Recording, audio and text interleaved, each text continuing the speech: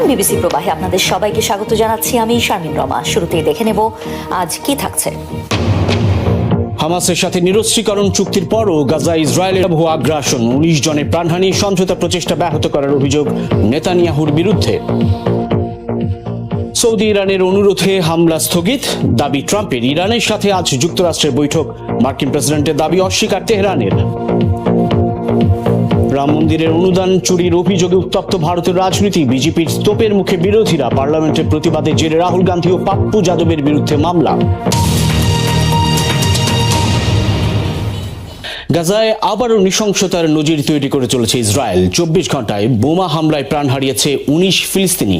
বিস্ফোরণে ছিন্ন ভিন্ন হয়ে গেছে তরতাজা মানুষের দেহ। এমনকি আঘাতে অনাকাঙ্ক্ষিত গর্ভপাতের মতো ঘটনাও ঘটেছে। যুদ্ধবিরতি চুক্তি পুরোপুরি ভেস্তে দিতেই আগ্রাসনে মাত্রা বাড়িয়ে চলেছে ইসরায়েল, এমন অভিযোগ হামাসের। যুদ্ধবিরতির মধ্যেও গাজায় কখনোই আগ্রাসন পুরোপুরি বন্ধ করেনি ইসরায়েল, বরং নানা অজুহাতে নিয়মিত চালিয়ে গেছে হামলা। এবার যখন চুক্তির দ্বিতীয় ধাপ বাস্তবায়নের তোড়জোড় চলছে, তখন আবারও উন্মত্ত হয়ে উঠেছে আইডিএফ। ইসরায়েলি বাহিনীর নারকীয়তার শিকার শিশু থেকে বৃদ্ধ সব বয়সের ফিলিস্তিনি। রোববারও টার্গেট হয়েছে গাজা সিটি, খান ইউনিস এবং দের আল বালার বিভিন্ন এলাকা। বিস্ফোরণে গর্ভপাতের মতো নৃশংসতার সাক্ষীও হয়েছে উপত্যকা। বিদ্যুৎ ছিল না, পুরো এলাকা অন্ধকার ছিল। আমরা সকালে এখানে কাজ করতে এসে শিশুটির মরদেহ দেখতে পাই। মায়ের পেট থেকে ছিটকে বের হয়ে এসেছে। তার মায়ের মরদেহের অর্ধেক অংশ বহু কষ্টে টেনে বের করি।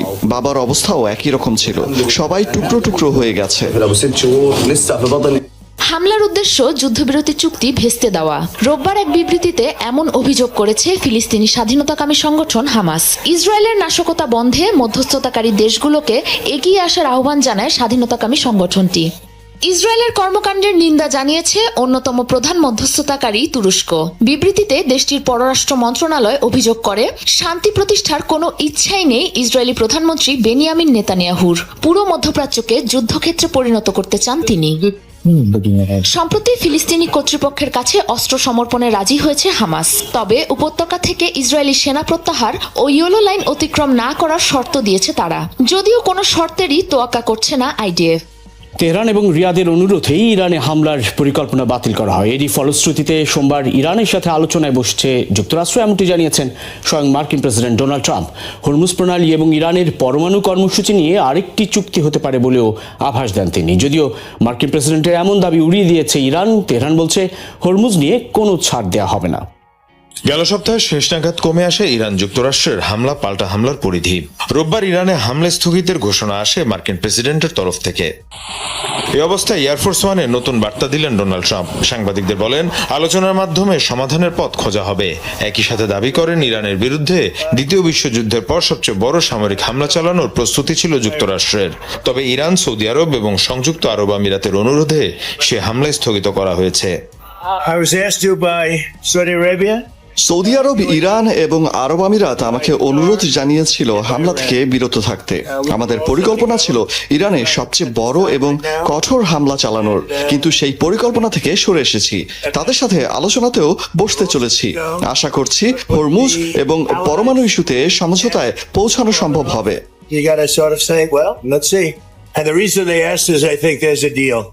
তবে ট্রাম্পের দাবি সরাসরি প্রত্যাখ্যান করেছে তেহরান। ইরানের বিভিন্ন গণমাধ্যম বলছে, হামলা ঠেকাতে যুক্তরাষ্ট্রকে কোনো অনুরোধই করেনি তেহরান। টেলিভিশনে দেওয়া সাক্ষাৎকারে দেশটির পররাষ্ট্র মন্ত্রণালয়ের হুঁশিয়ারি, হরমুজ নিয়ে কোনো ধরনের ছাড় দেওয়া হবে না। ওমানের সাথে আমাদের আলোচনা চলছে, তবে এটা স্পষ্ট করতে চাই, হরমুজ নিয়ে কোনো ছাড় দেওয়া হবে না। এই অঞ্চলের নিরাপত্তা এবং জাহাজ চলাচলে যেন অন্য কোনো পক্ষ বাধা সৃষ্টি করতে না পারে, সেই বিষয়ে আমরা সর্বোচ্চ সতর্কাবস্থায় রয়েছে। এদিকে মার্কিন সেন্ট্রাল কমান্ড জানিয়েছে, ইরানের বিরুদ্ধে নৌ অবরোধ অব্যাহত আছে। 2 আগস্ট পর্যন্ত 35টি বাণিজ্যিক জাহাজের গতিপথ পরিবর্তন করা হয়েছে। 2টি জাহাজ অচল এবং আরো 2টি জাহাজে অভিযান চালিয়েছে মার্কিন বাহিনী। দ্বিতীয় বিশ্বযুদ্ধের পর সবচেয়ে বড় হামলার প্রস্তুতির দাবি, শেষ মুহূর্তে কূটনীতির সুযোগ, হরমুজ প্রণালী নিয়ে সমঝোতার চেষ্টা এবং সামরিক সতর্কতা, সব মিলিয়ে মধ্যপ্রাচ্যের পরিস্থিতি এখনো অত্যন্ত স্পর্শকাতর। তাই সোমবারের সম্ভাব্য যুক্তরাষ্ট্র ইরান আলোচনা শুধু এই যুদ্ধ নয়, বৈশ্বিক জ্বালানির বাজার ও আঞ্চলিক নিরাপত্তার ভবিষ্যৎ নির্ধারণেও গুরুত্বপূর্ণ হয়ে উঠতে পারে। মাত্র কয়েকদিন আগেও ইরানের বিরুদ্ধে বড় হামলার হুমকি দিচ্ছিলেন মার্কিন প্রেসিডেন্ট ডোনাল্ড ট্রাম্প। প্রস্তুত ছিল সেনাবাহিনী, যুদ্ধজাহাজ, মোতায়েন ছিল বিমান, কিন্তু শেষ মুহূর্তে পাল্টে গেল চিত্র। হামলা স্থগিতের ঘোষণা দিয়ে ট্রাম্প বলছেন দ্রুত সমঝোতা হলেই যুক্তরাষ্ট্র ইসরায়েল নতুন আঘাত হানবে না। প্রশ্ন, এটি কি কূটনীতির সাফল্য নাকি যুদ্ধের খরচ ও ঝুঁকির বাস্তব হিসাব করে সুর নরম করেছেন Trump? Iran is doing very poorly, just in case you read. সম্প্রতি ইরান ইস্যুতে সম্ভাব্য একটি চুক্তির কথা উঠে এসেছে মার্কিন প্রেসিডেন্ট ডোনাল্ড ট্রাম্পের বক্তব্যে। তার দাবি, সংঘাত থামাতে উদ্যোগ নিয়েছে মধ্যপ্রাচ্যের কয়েকটি দেশ ও ইরান। তবে এই ঘোষণার পরও হরমুজ প্রণালী কার্যত বন্ধ। হুতিদের হামলার আশঙ্কায় লোহিত সাগরেও ব্যাহত হচ্ছে জাহাজ চলাচল। অর্থাৎ বিশ্বের জ্বালানি সরবরাহের সবচেয়ে গুরুত্বপূর্ণ দুই সমুদ্রপথ এখনও অস্থিতিশীল। বিশ্লেষকদের মতে ট্রাম্পের অবস্থান পরিবর্তনের পেছনে রয়েছে একাধিক কৌশলগত ও অর্থনৈতিক কারণ। প্রথমত, যুদ্ধ দীর্ঘায়িত হলে বড় ধাক্কা লাগতে পারে বৈশ্বিক জ্বালানি বাজারে। হরমুজ প্রণালী দিয়ে বিশ্বের 5 ভাগের 1 ভাগ অপরিশোধিত তেল এবং বিপুল পরিমাণ তরলকৃত প্রাকৃতিক গ্যাস পরিবহন হয়। এই পথ দীর্ঘদিন বন্ধ থাকলে শুধু মধ্যপ্রাচ্য নয়, চাপে পড়বে বিশ্ব অর্থনীতি। এর সঙ্গে রয়েছে সামরিক বাস্তবতাও। বিভিন্ন গবেষণা প্রতিষ্ঠানের তথ্য অনুযায়ী সাম্প্রতিক সংঘাতের পর যুক্তরাষ্ট্রের প্যাট্রিয়ট ক্ষেপণাস্ত্র প্রতিরক্ষা ব্যবস্থার মজুত উল্লেখযোগ্যভাবে কমে এসেছে।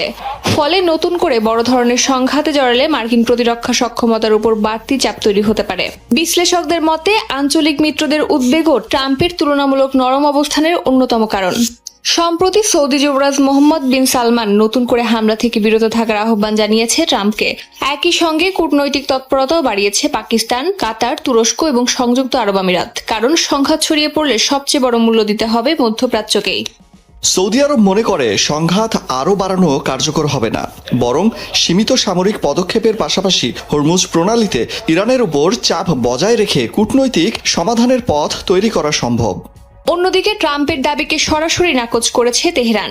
ইরান স্পষ্ট জানিয়েছে নতুন করে যুক্তরাষ্ট্র বা ইসরায়েলের কোনো হামলা হলে তার জবাব দেওয়া হবে।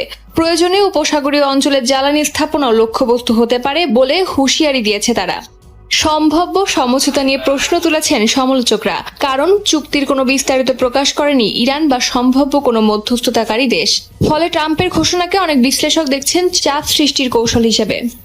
হরমুজ প্রণালী নিয়ে ওমানের সাথে ইরানের আলোচনা চূড়ান্ত পর্যায়ে, এমন দাবি করেছেন ইরানের পররাষ্ট্রমন্ত্রী আব্বাস আরাকচি। টেলিগ্রামে দেয়া এক পোস্টে জানান, এরই মধ্যে চূড়ান্ত চুক্তির রূপরেখা তিনি মন্ত্রিসভায় পেশ করেছেন। দেশটির পররাষ্ট্র মন্ত্রণালয়ের মুখপাত্র ইসমাইল বাঘেই দাবি করেছেন, বিদ্যমান পথগুলোর বাইরে হরমুজে নতুন একটি সামুদ্রিক পথ খোলার বিষয়ে চূড়ান্ত আলোচনা চলছে। বলেন, দুদেশের জাতীয় স্বার্থের কথা বিবেচনায় রেখেই হবে নতুন এই রুট। তাঁর দাবি, গুরুত্বপূর্ণ এই জলপথটি আর কখনোই পূর্বের অবস্থায় ফিরবে না। ওমান উপকূলের কাছে একটি তেলবাহী ট্যাঙ্কারের কাছাকাছি বিস্ফোরণের খবর পাওয়া গেছে, নিশ্চিত করেছে যুক্তরাজ্যের মেরিটাইম ট্রেড অপারেশনস ইউকেএমটিও। জানা গেছে, সোমবার ওমান উপকূলের কাছাকাছি অবস্থিত খাসাব শহরের উত্তর পূর্ব থেকে শোনা যায় বিস্ফোরণের শব্দ। তবে জাহাজটির পাশাপাশি নিরাপদে আছে ক্রুরাও, জানিয়েছে সংস্থাটি। এরই মাঝে শুরু হয়েছে তদন্ত। ওই এলাকা দিয়ে চলাচলকারী জাহাজগুলোকে সতর্কতা অবলম্বনের পরামর্শ দিয়েছে ইউকেএমটিও। এছাড়াও সন্দেহজনক যে কোনো কার্যকলাপ লক্ষ্য করলে তাৎক্ষণিক রিপোর্টের নির্দেশ দেওয়া হয় জাহাজগুলোকে। এবার রাম মন্দিরের অনুদান চুরি কেলেঙ্কারি নিয়ে উত্তপ্ত ভারতের রাজনীতি। পার্লামেন্ট চত্বরে অভিনব প্রতিবাদের জেরে ভগবান রামকে অপমানের অভিযোগে কংগ্রেস নেতা রাহুল গান্ধী ও স্বতন্ত্র এমপি পাপ্পু যাদবের বিরুদ্ধে এফআইআর দায়ের করা হয়েছে। বিজেপির সমালোচনার মুখেও পড়েছেন তারা। এমনকি ঘটেছে পাপ্পু যাদবকে লক্ষ্য করে জুতা ছোড়ার ঘটনাও। এদিকে বিরোধীদের অভিযোগ, নিজেদের কেলেঙ্কারি চাপা দিতেই অহেতুক অভিযোগ তুলছে নরেন্দ্র মোদীর দল। দিল্লিতে নিজ বাসভবনে সংবাদ সম্মেলন চলাকালে হামলার শিকার ভারতের স্বতন্ত্র এমপি পাপ্পু যাদব। তাকে লক্ষ্য করে ছোড়া হয় জুতা। অভিযুক্তের দাবি, ভগবান রামকে অপমান করার প্রতিবাদে এই পদক্ষেপ। পরে অবশ্য পাপ্পুর সমর্থকরা তাকে ধরে পুলিশে সোপর্দ করেছে। ঘটনার সূত্রপাত চলতি সপ্তাহে পার্লামেন্ট চত্বরে পাপ্পু যাদবের এক ব্যতিক্রমী প্রতিবাদ ঘিরে। রাম মন্দিরে ভক্তদের অনুদানের অর্থ চুরির বিরুদ্ধে প্রতীকী ব্যঙ্গনাটক করেন পাপ্পু। গেরুয়া পোশাক পরে বসে পড়েন দান বাক্স নিয়ে। সেখানে অর্থ দান করতে দেখা যায় পার্লামেন্টের বিরোধী দলীয় নেতা রাহুল গান্ধীকে।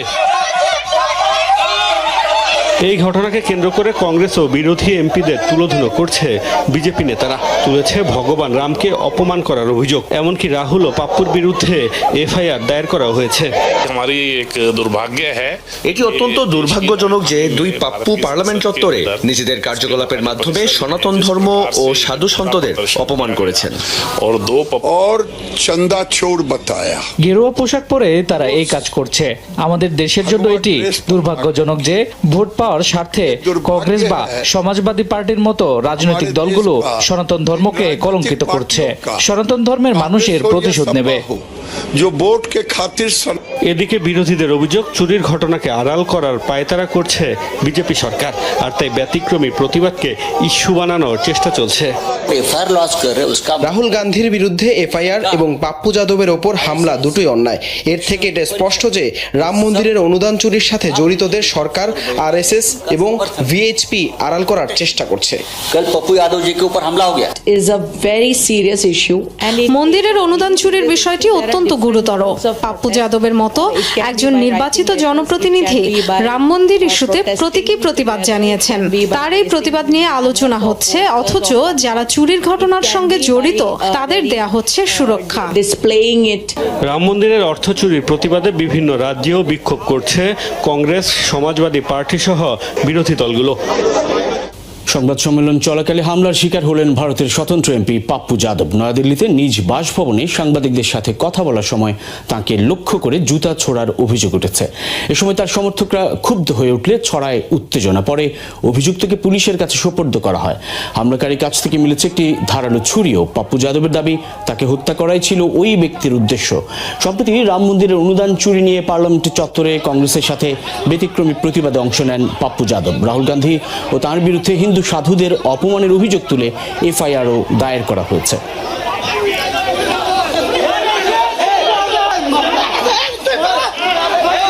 স্পেনের সিউতাকে ঘিরে চলমান অভিবাসন সংকট এখন দেশটির অভ্যন্তরীণ রাজনীতিতেও তীব্র উত্তাপ ছড়িয়েছে। সংকটের জেরে রাজধানী মাদ্রিদের রাজপথে বিক্ষোভে নেমেছেন শত শত মানুষ।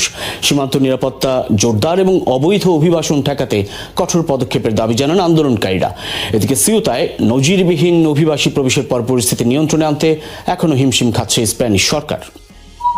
ব্যানার, ফেস্টুন আর জাতীয় পতাকা হাতে মাদ্রিদের রাজপথে বিক্ষোভে নেমেছে হাজারো স্প্যানিশ। চলমান অভিবাসন সংকটকে কেন্দ্র করে উত্তপ্ত হয়ে উঠেছে গোটা দেশ। সরকার বিরোধী স্লোগানে উত্তাল রাজধানীর বিভিন্ন এলাকা। বিক্ষোভকারীদের অভিযোগ, মরক্কো থেকে আসা বিপুল সংখ্যক অভিবাসী স্পেনের সার্বভৌমত্ব এবং জাতীয় পরিচয়ের জন্য হুমকি হয়ে দাঁড়িয়েছে। তাদের দাবি, পরিস্থিতি মোকাবেলায় ব্যর্থ হয়েছে সরকার। গুরুত্ব দেওয়া হচ্ছে না সাধারণ মানুষের মতামতকে। আমার মনে হয় এটি স্পেনের সার্বভৌমত্বের লঙ্ঘন। এটি এক ধরনের আগ্রাসন। বিষয়টি জঘন্য। রাজনৈতিক নেতৃত্ব জনগণের চিন্তা, অনুভূতি ও প্রত্যাশা থেকে সম্পূর্ণ বিচ্ছিন্ন। আমি এখানে এসেছি স্পেনের জনগণ এবং আমার সন্তানদের নিরাপত্তার জন্য। আমি চাই সীমান্তের প্রতি সম্মান দেখানো হোক এবং পরিস্থিতির সঠিক সমাধান হোক। এদিকে কট্টর ডানপন্থী নেতা সান্তিয়াগো আবাসকাল সিউতা সফর করে সরকারের অভিবাসন নীতিকে ব্যর্থ বলে মন্তব্য করেছেন। একই সঙ্গে প্রধানমন্ত্রী পেদ্রো সানচেজের বিরুদ্ধে অবৈধ অভিবাসনকে উৎসাহিত করার অভিযোগও তোলেন তিনি। ইউরোপের সীমান্ত নিয়ন্ত্রণ করা জরুরি। সানচেজ ইউরোপকে ধ্বংসের পথে ঠেলে দিচ্ছেন। তিনি স্প্যানিশ নাগরিকত্ব দিয়ে বৈধ অভিবাসনকে উৎসাহিত করছেন। তিনি এখানে অবৈধভাবে প্রবেশ করা সবাইকে বৈধতা দিতে চান। স্প্যানিশ কর্তৃপক্ষের তথ্য অনুযায়ী গত বৃহস্পতিবার থেকে স্থল ও সমুদ্রপথে সিউতায় প্রবেশ করেছে প্রায় 60,000 মানুষ। এর মধ্যে প্রায় 50,000 অনুপ্রবেশকারীকে 48 ঘন্টার মধ্যে মরক্কোতে ফেরত পাঠানো হয়েছে। নিরাপত্তা ব্যবস্থা জোরদার করা হলেও এখনও অনেকে সমুদ্রপথে সিউতায় পৌঁছানোর চেষ্টা করছেন। ফলে অবৈধ অভিবাসন নিয়ন্ত্রণে হিমশিম খেতে হচ্ছে স্প্যানিশ প্রশাসনকে। মিয়ানমারের ক্ষমতাচ্যুতনে অং সান সুচির সাথে সাক্ষাৎ করেছে আন্তর্জাতিক রেডক্রস কমিটির প্রতিনিধি, নিশ্চিত করেছে মিয়ানমার সরকারের এক মুখপাত্র। সোমবার রাজধানী নেইপিদোতে সুচির সাথে সাক্ষাৎ করেন মিয়ানমারের রেডক্রস আবাসিক প্রতিনিধি আর্নাউড ডি বাকেকে। সুচির শারীরিক অবস্থা নিয়ে তৈরি হওয়া উদ্বেগের জেরে হয় এই সাক্ষাৎ। প্রকাশ করা হয়েছে এর বেশ কিছু ছবিও। তবে এই বিষয়ে এখনো কোনো রকম মন্তব্য আসেনি আন্তর্জাতিক রেডক্রস কমিটির পক্ষ থেকে। পাকিস্তানে পুলিশ স্টেশনে বোমা বিস্ফোরণে নিহত হয়েছেন কমপক্ষে 14 জন। নিরাপত্তা বাহিনীর ধারণা আত্মঘাতী হামলা। রোববার সন্ধ্যায় খাইবার পাখতুনখোয়া প্রদেশের সোয়াত এলাকায় হয় হামলাটি। আরও 18 জন গুরুতর আহত। পুলিশের ধারণা সন্দেহভাজন আত্মঘাতী ছাড়াও কয়েকজন সহায়তাকারী ছিলেন। চলছে তল্লাশি অভিযান ও তদন্ত। এই ঘটনায় শোক প্রকাশ করে বিবৃতি দিয়েছেন দেশটির প্রধানমন্ত্রী শেহবাজ শরীফ। সম্প্রতি সীমান্তবর্তী এলাকাগুলোয় বেড়েছে সন্ত্রাসী তৎপরতা। প্রায়ই সেনাবাহিনী ও পুলিশ পরিণত হচ্ছে টার্গেটে। পরিস্থিতির অবনতির জন্য আফগানিস্তানের তালেবানকে দায়ী করছে পাকিস্তান সরকার। তাদের বিরুদ্ধে জঙ্গি সহায়তার অভিযোগ করেছে ইসলামাবাদ, তবে তা সাফ অস্বীকার করেছে তালেবান। হঠাৎই আলোচনায় পাকিস্তানের সাবেক প্রধানমন্ত্রী এবং পিটিআই প্রধান ইমরান খানের মুক্তির ইস্যুটি। বিভিন্ন গণমাধ্যম বলছে স্বাস্থ্যগত কারণ দেখিয়ে কারাগার থেকে ইমরানের মুক্তির সম্ভাবনা তৈরি হয়েছে। রাজনৈতিকভাবে স্পর্শকাতর এই ইস্যুতে তৃতীয় পক্ষের মধ্যস্থতায় চলছে নীরব আলোচনা। তবে মুক্তি মিললেও দেশ ছাড়া সহ একাধিক কঠোর শর্ত থাকতে পারে বলে জানিয়েছে বিভিন্ন সূত্র। তবে হঠাৎ কেন সমঝোতায় আগ্রহী পাকিস্তান সরকার তা নিয়ে চলছে আলোচনা। প্রায় 3 বছর ধরে রাওয়ালপিন্ডির আদিয়ালা কারাগারে বন্দী পাকিস্তানের সাবেক প্রধানমন্ত্রী ও তেহরিক ই ইনসাফের প্রতিষ্ঠাতা ইমরান খান। দুর্নীতি সহ বিভিন্ন মামলায় গ্রেফতার হন তিনি। এবার হঠাৎ করে আলোচনায় ইমরান খানের মুক্তির ইস্যুটি। পাকিস্তানের স্থানীয় গণমাধ্যমের পাশাপাশি আন্তর্জাতিক বিভিন্ন গণমাধ্যমের আভাস শিগগিরই মুক্তি দেওয়া হতে পারে পিটিআই প্রধানকে। দেশটির সামরিক বাহিনীর একাধিক সূত্র এবং ইমরান খানের পরিবারের সদস্যদের বরাত দিয়ে এমন তথ্য জানিয়েছে দ্য অবজারভার। সূত্রগুলোর দাবি, বিষয়টি রাজনৈতিকভাবে অত্যন্ত সংবেদনশীল হওয়ায় তৃতীয় পক্ষের মধ্যস্থতায় ইতিমধ্যে প্রাথমিক আলোচনা শুরু হয়েছে। এদিকে কয়েক মাস ধরে পরিবারের সদস্য বা আইনজীবীদের সঙ্গে ইমরান খানের দেখা করতে দেওয়া হচ্ছে না বলে অভিযোগ উঠেছে। চলতি বছরের শুরুতে তার চোখে অস্ত্রোপচার হলেও বর্তমানে তার শারীরিক অবস্থার অবনতি হয়েছে বলে দাবি পরিবারের। সম্প্রতি তার মৃত্যুর গুঞ্জনও ছড়িয়ে পড়েছিল। ফলে বিশ্লেষকদের মতে তার অসুস্থতা পাকিস্তান কর্তৃপক্ষের উপর বাড়তি চাপ তৈরি করছে। দ্য অবজারভারকে দেয়া বিবৃতিতে ইমরান খানের 2 ছেলে সুলাইমান খান এবং কাশিম খান বলেছেন, 7 মাসেরও বেশি সময় ধরে তাদের বাবা বাইরের বিশ্বের সাথে সম্পূর্ণ বিচ্ছিন্ন। দীর্ঘ কারাবাসে তার স্বাস্থ্যের অবনতি হয়েছে বলে আশঙ্কা প্রকাশ করেন তারা। ইমরান খানের আন্তর্জাতিক গণমাধ্যম বিষয়ক উপদেষ্টা সাইয়েদ জুলফি বুখারীরও দাবি, জরুরি চিকিৎসা প্রয়োজন তার। ইমরান খানের স্বাস্থ্যের অবনতি হচ্ছে এবং তার জরুরি ভিত্তিতে যথাযথ চিকিৎসার প্রয়োজন। তাকে কারাবাসে রাখা হয়েছে এবং তার বোন, পরিবারের সদস্য কিংবা আইনজীবীদের সঙ্গেও তাকে দেখা করতে দেয়া হচ্ছে না। সরকারের যদি ন্যূনতম দায়িত্ববোধ থাকে তবে তাদের উচিত চিকিৎসার প্রয়োজনে ইমরান খানকে মুক্তি দেয়া। এর আগে 2019 সালে একই ধরনের সমঝোতার আওতায় চিকিৎসার জন্য লন্ডনে যাওয়ার অনুমতি পেয়েছিলেন সাবেক প্রধানমন্ত্রী নওয়াজ শরীফ। তাই ধারণা করা হচ্ছে ইমরান খানের ক্ষেত্রেও যদি এমন কোনো সমঝোতা হয় তবে দেশ ত্যাগ, রাজনীতি থেকে দূরে থাকা এবং এই বিষয়ে প্রকাশ্যে নীরব থাকার মতো কঠোর শর্ত থাকতে পারে। ইসরায়েলের সাথে নাৎসি বাহিনীর কর্মকাণ্ডের তুলনা করা হলে ফৌজদারি অপরাধ হবে না। বাক স্বাধীনতার অধিকার নিশ্চিতে নতুন এই রায় জারি করেছেন জার্মানি আদালত। এই তথ্য নিশ্চিত করেছে দেশটির আইন বিষয়ক ওয়েবসাইট। সম্প্রতি ইসরায়েলের তীব্র সমালোচনা করে দেশটির পতাকার পাশে নাৎসিদের স্বস্তিকায় স্টার অফ ডেভিড সহ বিভিন্ন চিহ্ন সম্বলিত বেশ কিছু ছবি আপলোড করেছিলেন এক নারী। ক্যাপশনে ব্যবহার করেছিলেন free Palestine, Gaza is under attack জাতীয় হ্যাশট্যাগও, যার দায়ে ওই নারীকে প্রায় 2400 ইউরো জরিমানা করেছিল আদালত। তবে আপিল পরবর্তী শুনানি বাতিল করা হয় সেই রায়। বাক স্বাধীনতার কথা মাথায় রেখে এই ধরনের ঘটনার অতি ব্যাখ্যা না করতে সতর্ক করেন আদালত।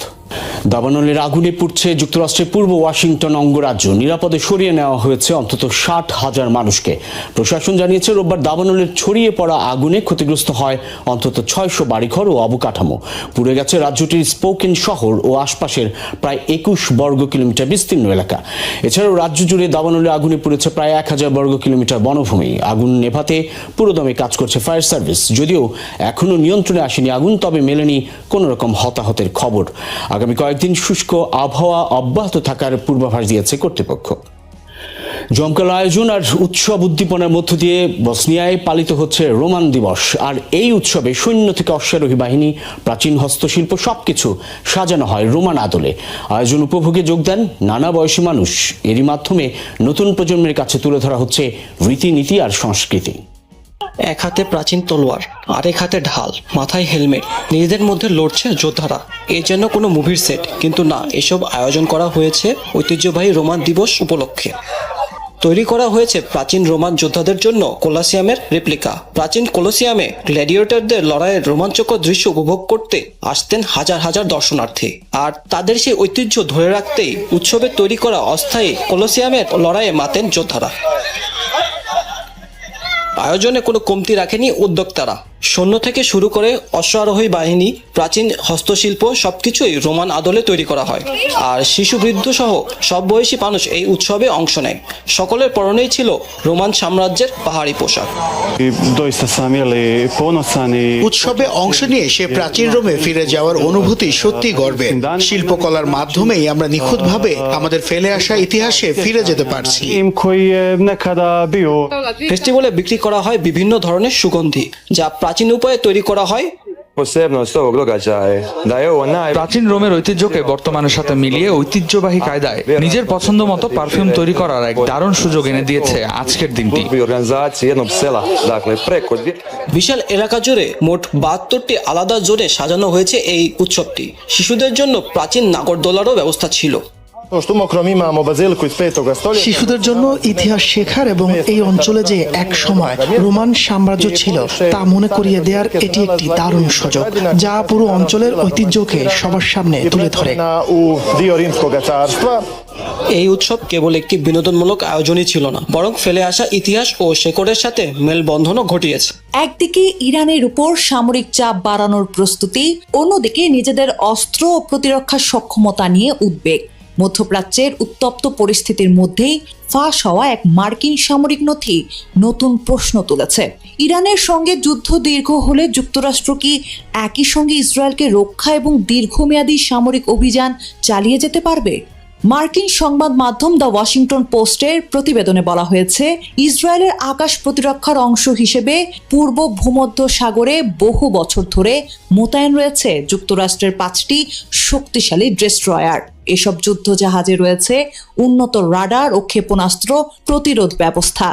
দ্য টেলিগ্রাফের প্রতিবেদনে বলা হয়েছে, যুক্তরাষ্ট্রের ইউরোপীয় কমান্ডের প্রধান জেনারেল অ্যালেক্সাস গ্রিনকেভিচ পেন্টাগনে পাঠানো এক মেমোতে আশঙ্কা প্রকাশ করে বলেন, ইরানের বিরুদ্ধে প্রেসিডেন্ট ডোনাল্ড ট্রাম্পের নৌ অবরোধের কারণে যুক্তরাষ্ট্রের সামরিক সম্পদ দ্রুত কমে যাচ্ছে, ফলে ইসরায়েলের প্রতিরক্ষা নিশ্চিত করা কঠিন হয়ে পড়তে পারে। মেমোতে আরও বলা হয়েছে, অতিরিক্ত যুদ্ধ জাহাজ পাঠানো সম্ভব না হলে যুক্তরাষ্ট্রকে অগ্রাধিকার ঠিক করতে হবে। এমন পরিস্থিতিতে ইউরোপে থাকা মার্কিন সেনাদের নিরাপত্তা ইসরায়েলের প্রতিরক্ষার চেয়ে বেশি গুরুত্ব পেতে পারে। পরে মেমোটি মার্কিন গণমাধ্যমে ফাঁস হয়ে যায়। ইরানের উপর চাপ বাড়াতে আরব সাগরে বড় ধরনের নৌবহর মোতায়েন করেছে ট্রাম্প প্রশাসন। সেখানে রয়েছে 11টি যুদ্ধ জাহাজ ও 2টি বিমানবাহী রণতরী। এর পেছনে রয়েছে হরমুজ প্রণালীর সংকট। 2026 সালের শুরুতে ইরান এই গুরুত্বপূর্ণ নৌপথ বন্ধ করে দেয়। এরপর জবাব হিসেবে যুক্তরাষ্ট্র নৌ অবরোধ কার্যকর করে।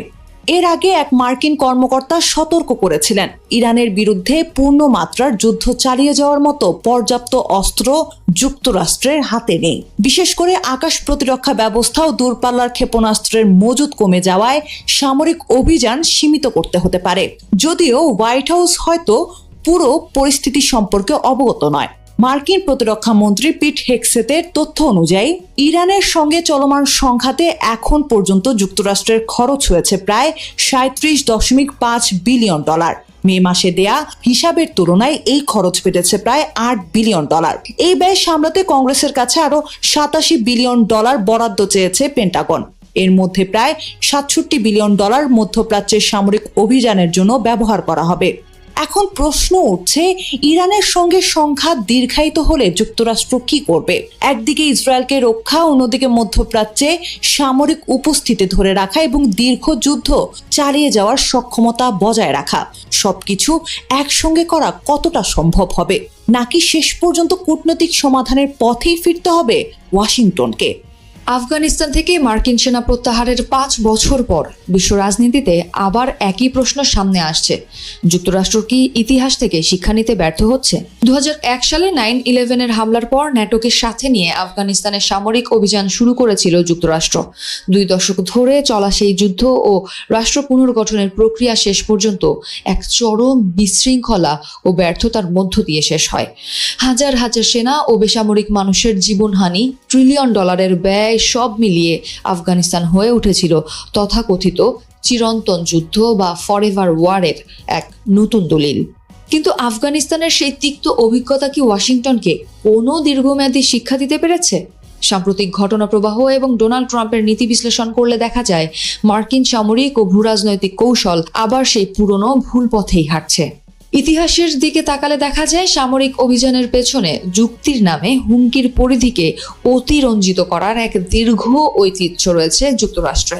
2003 সালে ইরাক আক্রমণের সময় জর্জ ডব্লিউ বুশের প্রশাসন দাবি করেছিল সাদ্দাম হোসেনের কাছে গণবিধ্বংসী পারমাণবিক ও রাসায়নিক অস্ত্র রয়েছে। পরবর্তীতে সেই দাবি সম্পূর্ণ ভিত্তিহীন প্রমাণিত হয়। ব্রাউন বিশ্ববিদ্যালয়ের কস্টস অব ওয়ার প্রকল্পের তথ্য অনুযায়ী 9/11-এর পরবর্তী এসব সংঘাতের কারণে ইরাক, আফগানিস্তান, সিরিয়া, ইয়েমেন ও পাকিস্তানে প্রত্যক্ষভাবে প্রায় 9,40,000 মানুষ প্রাণ হারিয়েছেন, আর পরোক্ষ প্রভাবে মৃত্যু হয়েছে প্রায় 38 লাখ মানুষের। একই ধরনের ছায়াযুদ্ধের আলামত এখন দেখা যাচ্ছে ইরানের ক্ষেত্রেও। সাবেক প্রেসিডেন্ট বুশের মতো ডোনাল্ড ট্রাম্প এবং ইসরায়েলি প্রধানমন্ত্রী বেনিয়ামিন নেতানিয়াহু জেনে শুনেই ইরান সংক্রান্ত হুমকিকে অতিরঞ্জিত করে উপস্থাপন করছেন বলে বিশ্লেষকদের অভিমত। সাদ্দাম হোসেনের ইরাকের মতোই ইরানের কাছে কোনো পারমাণবিক অস্ত্র নেই বা তারা অবিলম্বে অস্ত্র তৈরি করতে যাচ্ছে এমন শক্ত কোনো প্রমাণ মেলেনি, অথচ এক পর্যায়ে যেটিকে নিছক ছোটখাটো সামরিক পদক্ষেপ হিসেবে আখ্যা দেওয়া হয়েছিল তা ধীরে ধীরে এক সীমাহীন আঞ্চলিক সংঘাতের রূপ নিচ্ছে। আমেরিকান পররাষ্ট্রনীতির এই পুনরাবৃত্তির মূলে রয়েছে প্রধানত 4টি উপাদান: নিরাপত্তাজনিত ভয়, রাজনৈতিক অসততা, অতি আত্মবিশ্বাস এবং অর্থনৈতিক আধিপত্যের লোভ। ভিয়েতনাম যুদ্ধের সময় যেমন ডোমিনো তত্ত্ব দিয়ে সামরিক হস্তক্ষেপকে বৈধতা দেওয়া হয়েছিল, তেমনি আজও গণতন্ত্র রক্ষা বা বিশ্ব নিরাপত্তার দোহাই দিয়ে সামরিক শক্তি প্রয়োগ করা হচ্ছে। ট্রাম্পের সাম্প্রতিক পদক্ষেপকেও গণতন্ত্র প্রসারের চেয়ে ভূরাজনৈতিক নিয়ন্ত্রণ ও বাণিজ্যিক স্বার্থ হাসিলের প্রবণতাই বেশি স্পষ্ট। ট্রাম্পের সাম্প্রতিক পদক্ষেপও গণতন্ত্র প্রসারের চেয়ে ভূরাজনৈতিক নিয়ন্ত্রণ ও বাণিজ্যিক স্বার্থ হাসিলের প্রবণতাই বেশি স্পষ্ট। হরমুজ প্রণালীর মতো গুরুত্বপূর্ণ অর্থনৈতিক রুটে নজরদারি কিংবা ইউক্রেন ও মধ্যপ্রাচ্য সংকটকে ঘিরে বাণিজ্যিক সমীকরণ নির্ণয় করা, এসবই ইঙ্গিত দেয় কিভাবে নিরাপত্তা নীতি এখন মূলত অর্থনৈতিক মুনাফার ওপর ভিত্তি করে পরিচালিত হচ্ছে। আফগানিস্তান থেকে ইরাক কিংবা বর্তমানের ইরান সংকট, যুক্তরাষ্ট্র বারবার এমন সব সংঘাতে জড়িয়ে পড়ছে যা শেষ করার সুনির্দিষ্ট কোনো এক্সিট স্ট্র্যাটেজি বা বেরিয়ে আসার কৌশল তাদের জানা নেই। তাৎক্ষণিক রাজনৈতিক সুবিধা ও কাল্পনিক ভীতি দূর করতে গিয়ে দীর্ঘমেয়াদী মানবিক, আর্থিক ও ভূরাজনৈতিক যে ক্ষতির পাহাড় তৈরি হচ্ছে তা বারবার ঢেকে যাচ্ছে নীতি নির্ধারকদের সাময়িক ভুলে যাওয়ার প্রবণতায়। আফগানিস্তানের 2.5 দশক পর বিশ্ব তাই আবারও একই প্রশ্ন তুলেছে: যুক্তরাষ্ট্র কি চিরন্তন যুদ্ধের এই চক্র থেকে কখনোই বের হতে পারবে না? সবাইকে শুভকামনা জানিয়ে আমি শারমিন রমাজ এখানে বিদায় নিচ্ছি। ভালো থাকবেন।